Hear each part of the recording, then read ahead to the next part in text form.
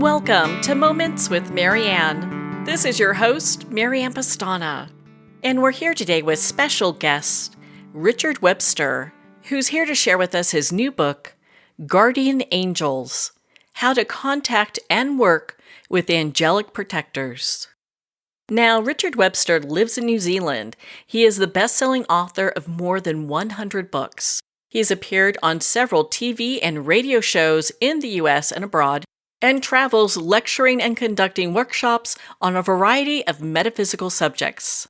So let's welcome to the show, Richard Webster. Thank you very much, Marianne. It's great to be here. What an honor it is to have you here and to talk about this book. My goodness, you have such an extensive background in angels and working with angels. I mean, what inspired you to really start following them and writing about them? Well, I first became introduced to angels when I was about 8 years old, and I went to an Episcopalian school where we had chapel once a week, but angels were not discussed. And I had neighbors who were Roman Catholics, and they were talking about angels all the time, and they all had guardian angels. So one morning I asked my padre, do we have guardian angels? And he said, no, we're Episcopalians. We don't need them, but Catholics do need them. And the answer wasn't what I was expecting or what I wanted. So I accepted it at the time, but it just remained in the back of my mind. And it wasn't till I was in my middle 20s and I had a business reversal. And my wife was pregnant. We had a home with a big mortgage, which we had to sell. And I was doing 3 jobs.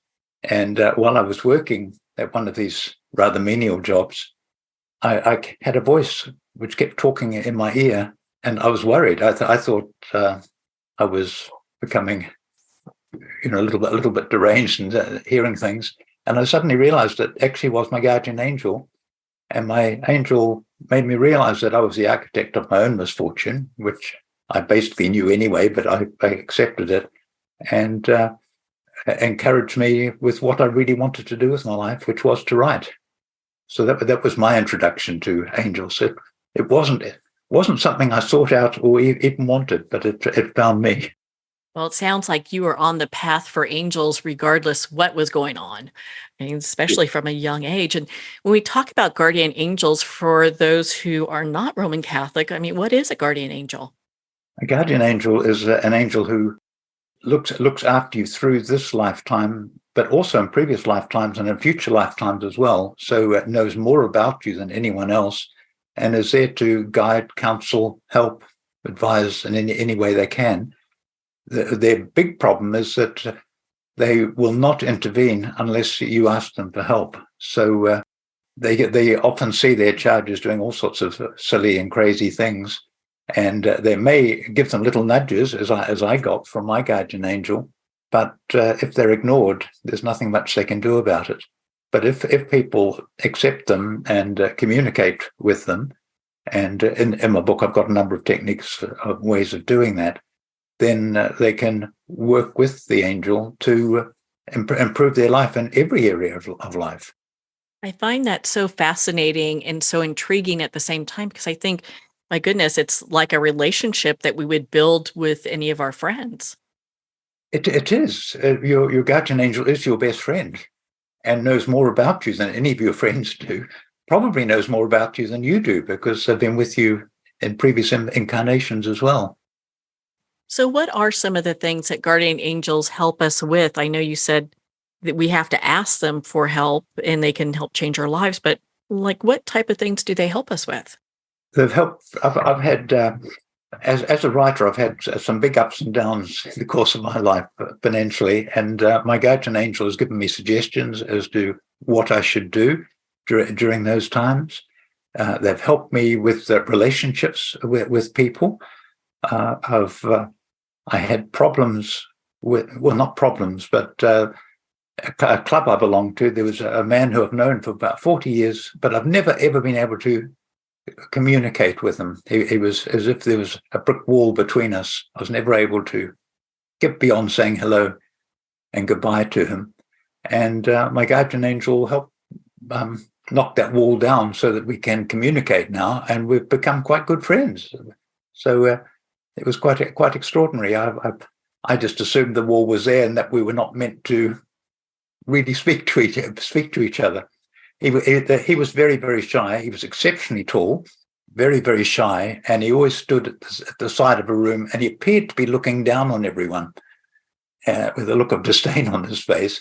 And I took that at face value, but I think he was just painfully shy. And for about 40 years, we could have been friends, but we didn't. We hardly spoke to each other. But once I asked my guardian angel to help and broke that barrier down, we've become quite good friends.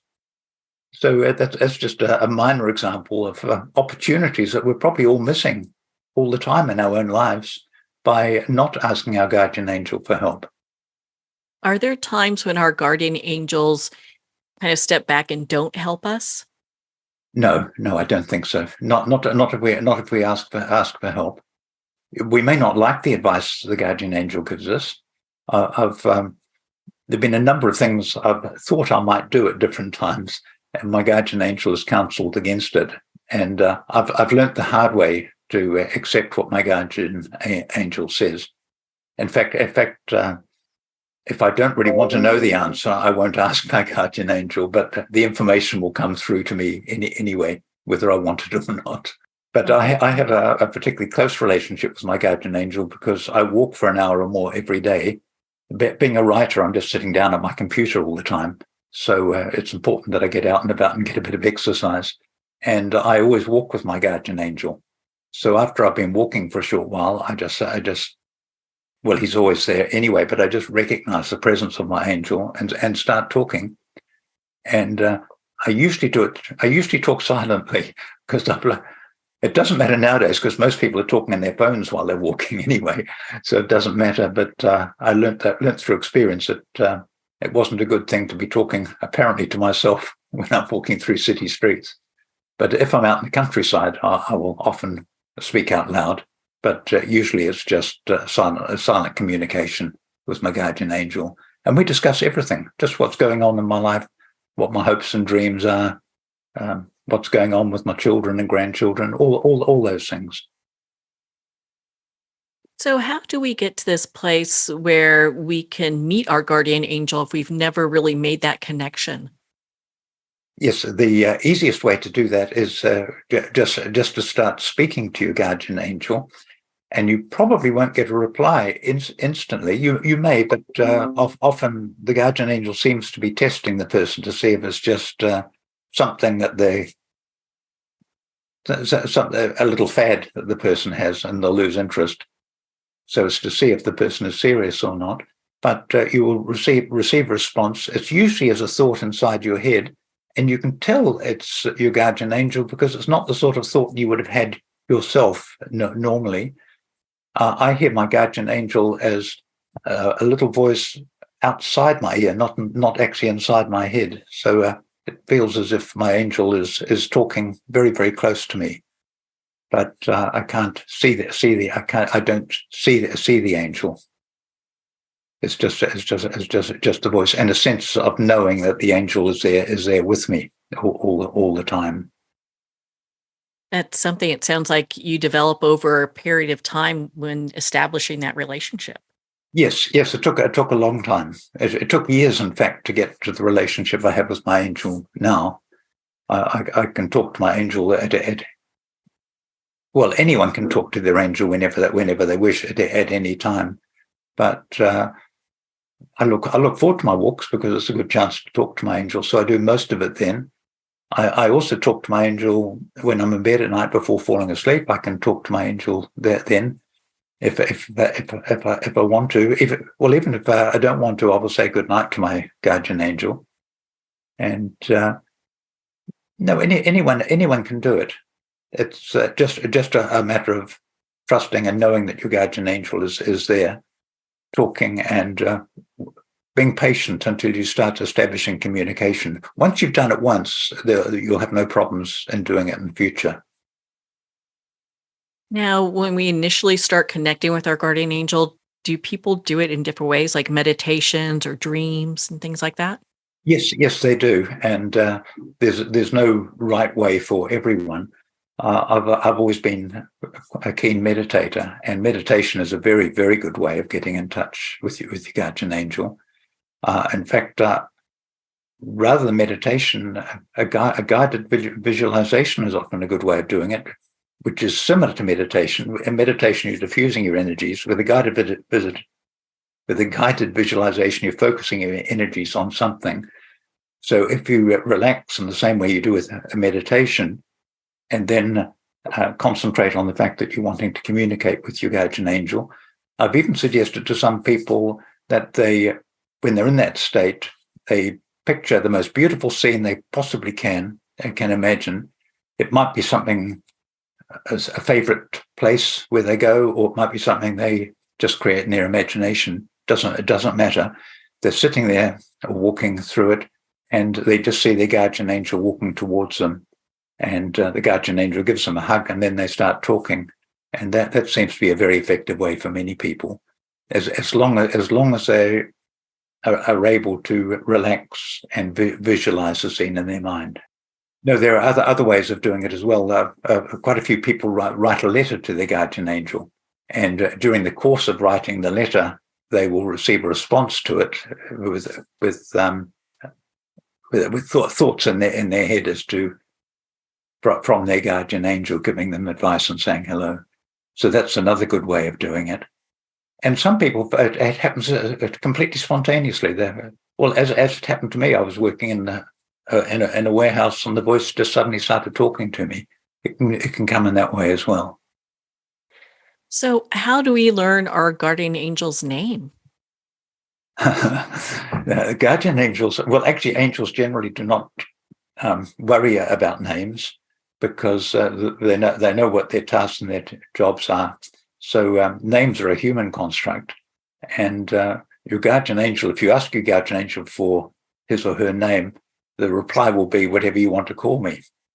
But they do have names which they will give you, and the best way to do that is to wait until you've been communicating with your guardian angel for a short while, and then ask, well, I would like to know your name, please, and see what comes. I do angel evenings, and in the course of the evenings, people often ask, "What is your guardian angel's name?" And I can't do it there and then, but I can actually meditate, and often get people's guardian angels' names for them, and I'm happy to do that.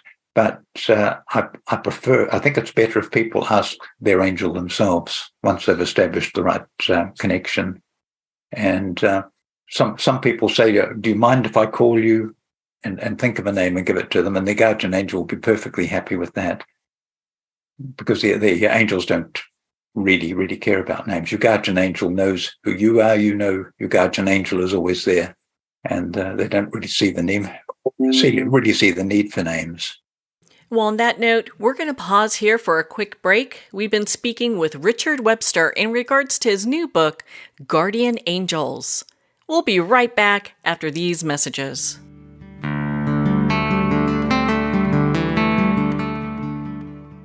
Pandemonium. Fast forward 20 years. A U.S. president seizes control of all U.S. missiles, the power grid, the banking system, and every computer in America as he hides in an underground bunker. Pandemonium, a captivating sci-fi thriller where a hidden war, psychics, aliens, artificial intelligence, and transcendental love collide with the latest media technology. Pandemonium, live to all devices. Get your copy on paperback or digital. Free sample at getpsychic.org. Are you looking to untangle life's riddles? Discover the profound teachings of Dr. Shai Tabali, renowned philosopher, best-selling author, and your guide to self-empowerment. With methods that harmonize psychological and spiritual principles, Dr. Tabali's wisdom offers a pathway to holistic transformation. Take that first step today and join thousands globally and embrace the journey to higher consciousness. Visit shaitabali.com, that's SHAITUBALI.com now. Hello, Dr. Cutler here. Do you experience bloating, heartburn, food craving, bowel irregularity, food sensitivities, weight issues? If you do not digest your food, you may be deficient in macronutrients, which your body needs for optimal health. DrEllenCutler.com teaches that this is an enzyme deficiency. I believe the most important supplement is a full-spectrum digestive enzyme, Dr. Ellen's Way Digestive Enzymes.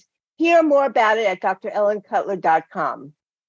Are you chasing profitability yet losing fulfillment? Let me introduce you to your solution, the Relaunch Company. I'm Hillary DeCesar, an entrepreneurial performance coach, fearless leader of the Relaunch Company, here to help put the pedal to the metal and relaunch your business your way. Visit www.therelaunch.com. Take the free quiz to learn 3 steps towards waving goodbye to burnout and hello to success.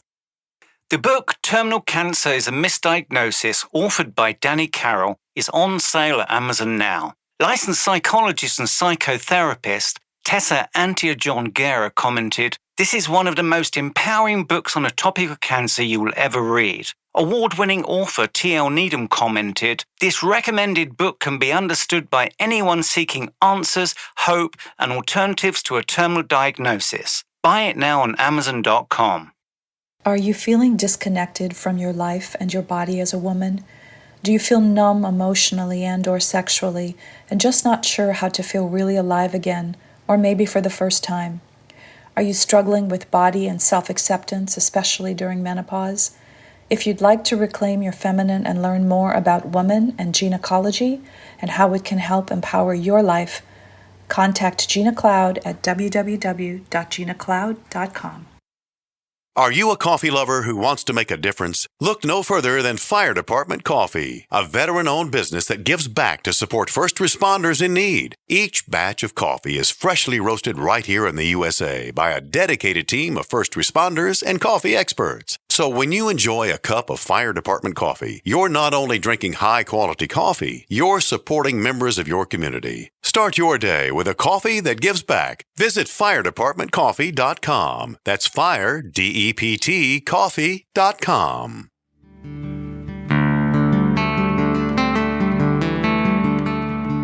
I'd like to thank Jason Eastwood at Guitarfulness for sharing his inspiring music and talent with us. His music is known worldwide for cultivating atmospheres of harmony, inner peace, and clarity. Visit Jason's website at guitarfulness.com. Join his newsletter, be part of his community, and download his music.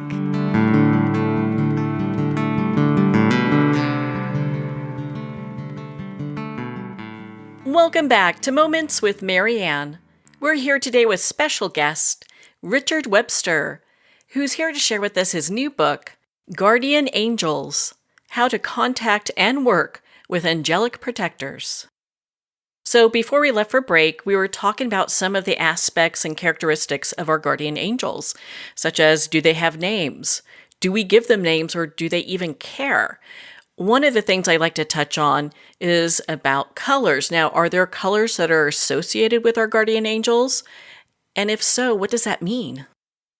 Yes, and they're the colours that are associated with you and your aura. We've all got a rainbow of colours around us, and your guardian angel will often reflect those colours back to you. We've got three important colours in our aura. We actually have all the colours of the rainbow through the chakras. I don't want to get too complicated. I don't want to get too sort of complicated about this, but we've got the 3 main colours surrounding us, and it'll be one of those that your guardian angel will usually send back to you. And if people work out their colours using numerology, there's one of the main numbers in numerology is a heart's urge, the soul's desire, and that the colour of that generally is the colour that the guardian angel will reflect back to their charge. Well, that's fascinating. I love that, how that all comes together. Yes. One of the things in your book I was so impressed with, you talk about in your book, you share about the guardian angel baggage release ritual. And I'd Uh-huh. love for you to share a little bit about what that is and what that does for us. Oh, okay. Well, we all pick up baggage as we go through life. So some people, it's amazing they can move. That's why they're weighed down with so much baggage. I've got a number of baggage release techniques which I use with different people. But the one I like most is to sit down and relax. And then when you feel totally relaxed, ask your guardian angel to join you. Say you're going to do wanting to get rid of the baggage. And to do that, you're going to morph into a big ball of wool, as if you're a great big, huge ball of wool. And there are little strands going off in all sorts of different directions. And these are, this is all baggage. There's baggage at the end of every strand. So you ask your guardian angel to come with a big pair of scissors and clip all those strands of wool off, so the ball is nice and round again. And that releases all of that baggage. The only baggage that your guardian angel cannot remove is baggage that relates to family, your siblings, your close family, because that's all karmic. It's here for you. You're associated with those people for a reason. So no matter what you want to do, you can't get rid of those, because they're lessons that are learned in this lifetime. But everything else can be removed. So the ball is now round and smooth again. Then you walk back into yourself again, and you just carry on with your life. I always thank my guardian angel after doing anything of that sort, of course. And it's a good thing to do regularly, because we're picking up baggage everywhere. If we might be driving on the freeway and someone cuts us off, and we get angry about it. So we create all sorts of little things all the time.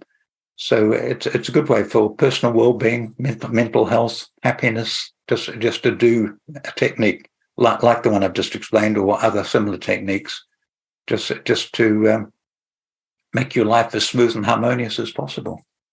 And it's quite a fun one to do. I rather like morphing into a ball of wool, and in my mind, seeing my guardian angel cutting all the strands off.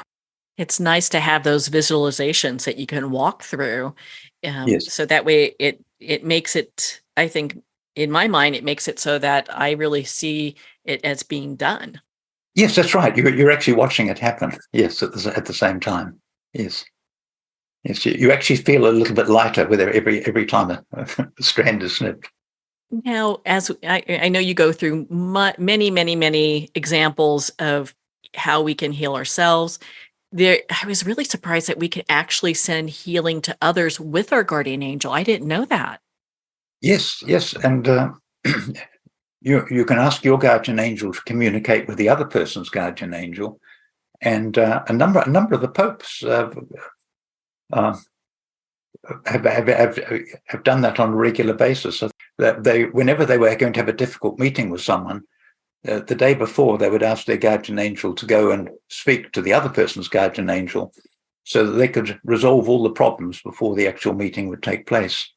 And I find that works very well, because it means that all your meetings are harmonious, because the problems have been resolved before you even met.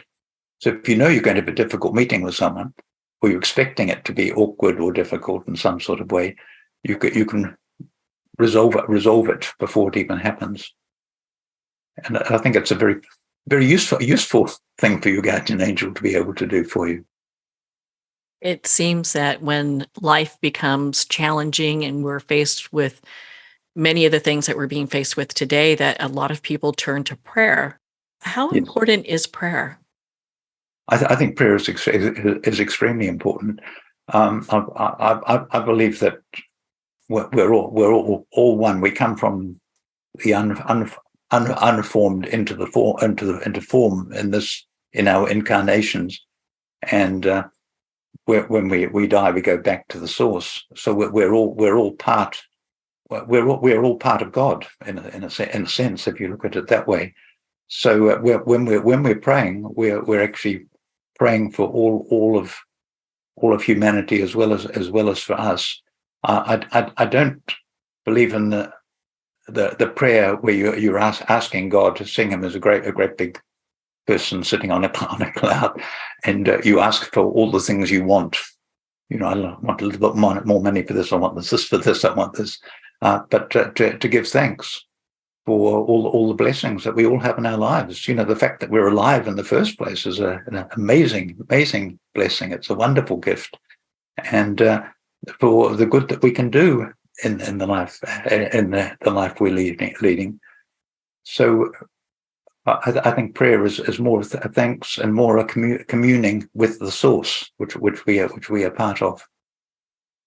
So there is one story that really touched me in your book. There's a lady, and I don't have her name in front of me, but she talks as a child, she would pray to God to heal the blindness of another young girl that she saw in the streets begging. And that story really touched me. Mm-hmm. Yes.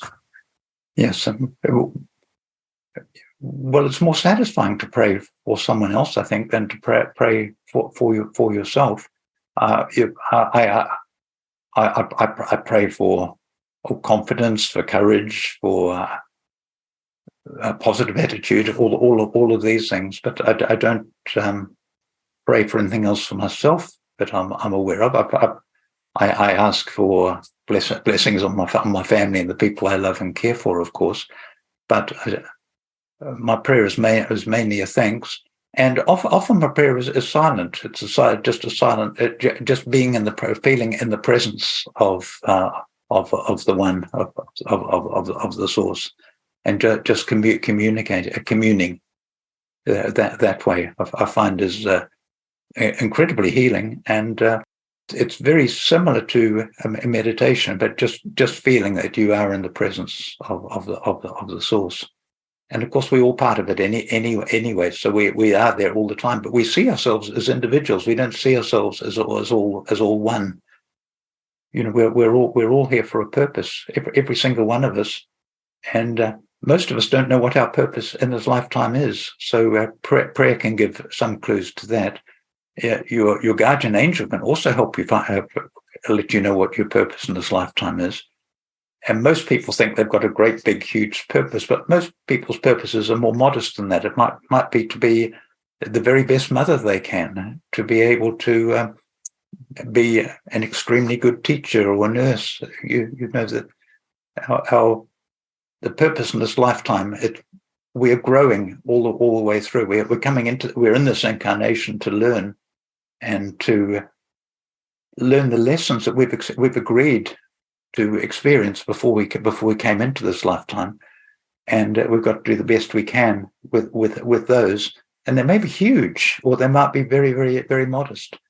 And it doesn't matter. It's all important, whatever it is. So every life is important, and we can learn from everyone. I learned that when I was a young man. I had a friend who was a journalist, and we'd had lunch. And we were walking along the street, and there was a road sweeper, and he stopped and he spoke to the road sweeper for several minutes. And when he came back, I said, what on earth were you doing? And he said, everyone's got a story to tell. And then he told me about this road sweeper. And this road sweeper, funnily enough, actually wrote about 3 books eventually about his life as a road sweeper.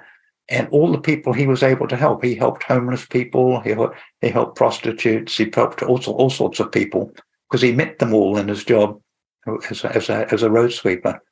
And so that more or less told me when I was very young that everyone has got a story to tell, and everyone's story is worth listening to, because we can learn from all of them. This has got us away from angels, hasn't it? Well, I think it all ties in. So, because I'm going to ask you about limiting beliefs. And is that something that our angels can help us with? And can you talk on that a little bit? Yes, most definitely. We all have limiting beliefs. We all hold ourselves back. We all have unlimited potential. We're all capable of so much more than we do. They say that we've got unlimited capacity in our brain. They say we can never run out of capacity there. So we can accomplish. We need to dream and have big dreams and act on them. And our guardian angel, can help encourage and motivate us and give us good ideas as far as all of that is concerned.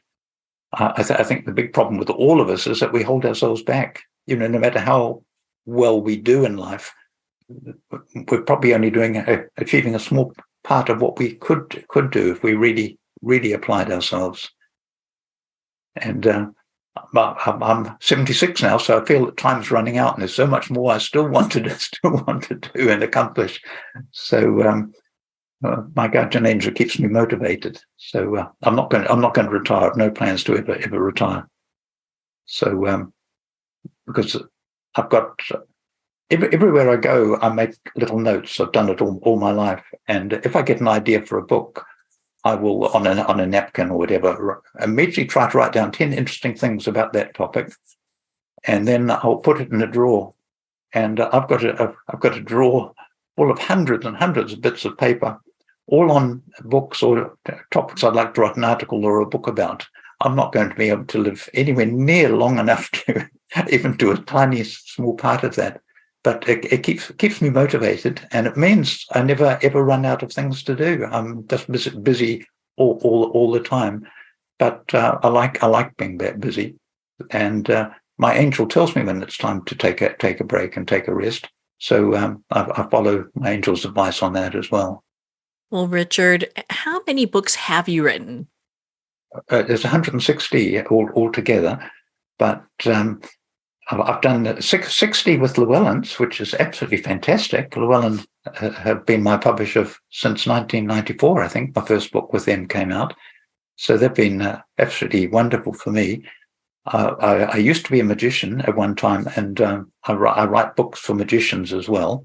And I self-publish those, but the rest are published by different publishers. And I write under a few names other than my own.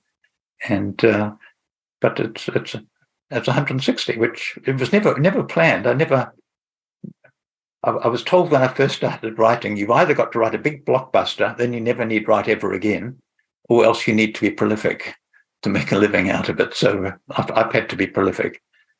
So to be able to make a living, because writing is what I love doing, and if I retired, I'd probably sit down and write a book. So there's no point retiring. Well, I'm so glad that you are writing these books. My goodness, I felt like Guardian Angel really taught me a lot about guardian angels. And I actually grew up Roman Catholic, so I know about angels, but there is so much more here that I didn't know. So I'm so glad that we had this discussion. My goodness. Well, Richard, where can our listeners connect with you and be part of your community and learn more about your work?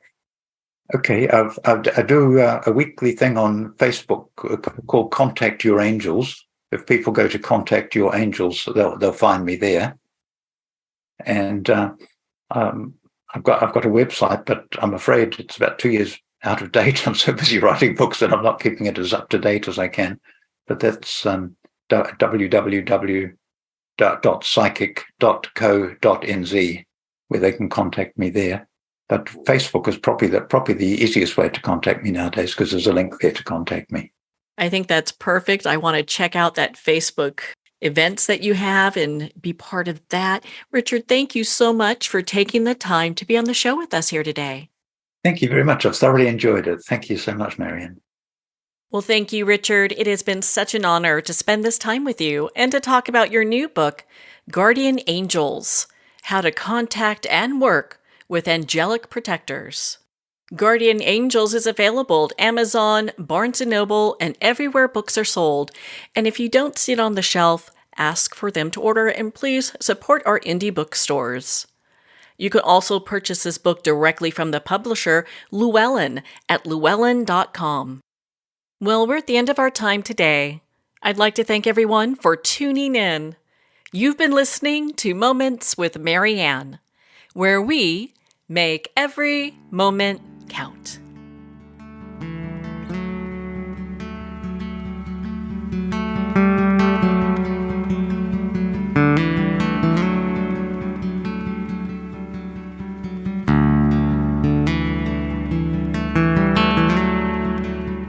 In a single moment, your life can change. Moments with Marianne is a transformative hour that covers an endless array of topics with the best of the best. Her guests are leaders in their fields, ranging from inspirational authors, top industry leaders, and business and spiritual entrepreneurs. Each guest is gifted and a true visionary, a recognized leader in her own work, and while teaching others to develop, refocus, and grow, Marianne will bring the best guest and sometimes a special surprise. Don't miss this. You never know just which moment will change your life forever.